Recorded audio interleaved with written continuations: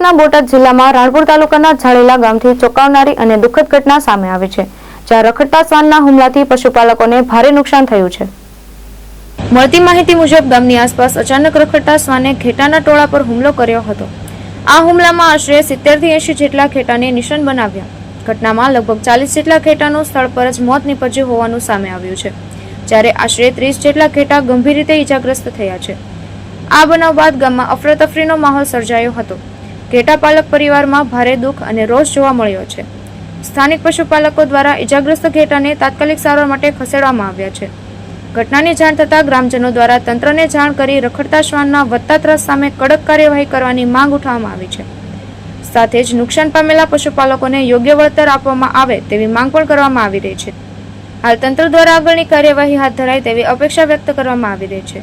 ચિકિત્સા અધિકારી પશુ દવાખાના રાણપુર આજ સવારે 8:30 કલાકે ઝાળીલા ગ્રામ પંચાયત ખાતેથી સરપંચ તથા પશુપાલક દ્વારા ટેલિફોનિક સૂચના મળેલ સ્થળ પર મુલાકાત લેતા શ્રી પશુપાલકના ઘરે એમના પર્સનલ વાડામાં 40 જેટલા ઘેટા મરેલી હાલતમાં જોવા મળેલ અને મોટાભાગના ઘેટાઓને ગળા, ઊંટ તથા પેટના ભાગે ઇન્જરી કરવામાં આવેલ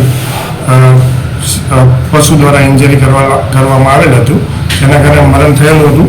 સાથે સાથે પશુપાલક દ્વારા બીજા 29 ઘેટાઓને બચાવી લેવા માટે સવારે જ્યારે તેઓ પોતાના વાડામાં ખોલ્યો ત્યારે એમાં 8-9 કૂતરા હતા, જેના દ્વારા શિકાર કરવામાં આવેલ અને કૂતરાને ભગાડીને બીજા 29 જેટલા ઘેટાને શિકારથી બચાવી લેવામાં આવે છે।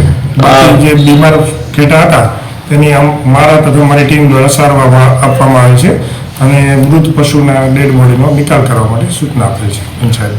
એક જ માલિકીના? હા, એક જ માલિક શ્રીના હતા। એ ઝાળીલા ગામના ધનાભાઈ રાઘાભાઈ ચાસલા પશુપાલકનું નામ છે, તેમની એકની જ માલિકીના 41 ઘેટા હતા। લાલજી મેર, દ્રષ્ટિકોણ ન્યૂઝ, બોટાદ।